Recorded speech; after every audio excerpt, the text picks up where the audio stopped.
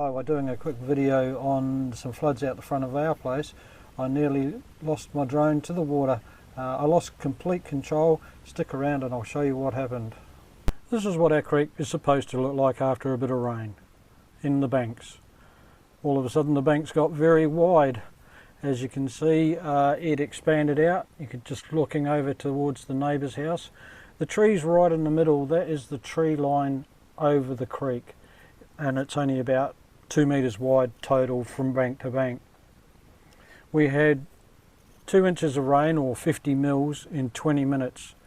Up behind us is quite a big catchment area. There's a bank of hills. We're in a valley, and very cleverly we live in the lowest spot in the whole valley through York.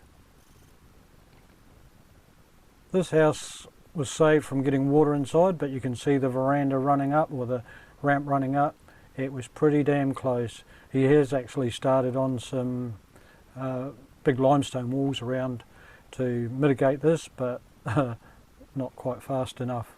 That's looking towards our place, and again the creek is that tree line running up through the middle. Nice gentle little so-called brook. This is what's out behind our place, heading towards the river, which is about a kilometre away to the main Swan or Avon River. So all the low-lying area was inundated. It's very overgrown, so hard to get rid of the water coming from the back of our house, and you can see again the water on the left-hand side there.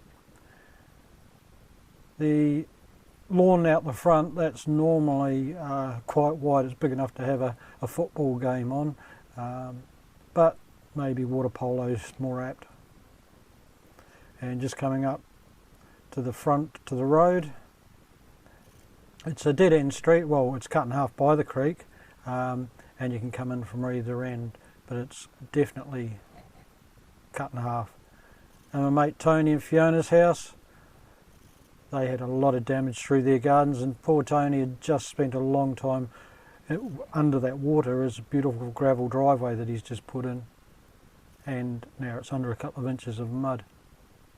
So flying further back, this is out behind us and looking back up to the hills where all this water came from.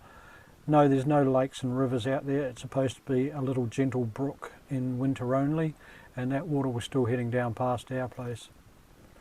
We were lucky we didn't get any major damage, but there was a couple of hairy moments as it kept rising and very quickly. So this is down at the road and looking at the water flowing through, with Tony's place on the right hand side.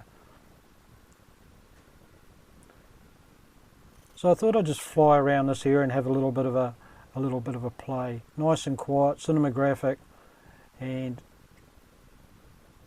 everything was under control. No wind, nothing. I had no problems with the drone up until this point. That's us just standing there. There's another group that turned up behind us, and the girl in the green, if you can see, she's actually got a drone control. So unbeknownst to me, they'd brought their drone out, a Mini 2. So at this stage I was still flying around, no issues.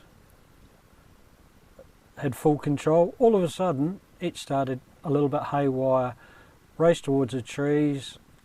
I got to start turning it around to come back out, and then it basically shot up. Oh, that's my grandson Jackson playing in the water in his good boots, and all of a sudden we're in the trees and it was going up. I yelled out to the people behind us to just stop their control so that I could try and get some sort of control back with the drone.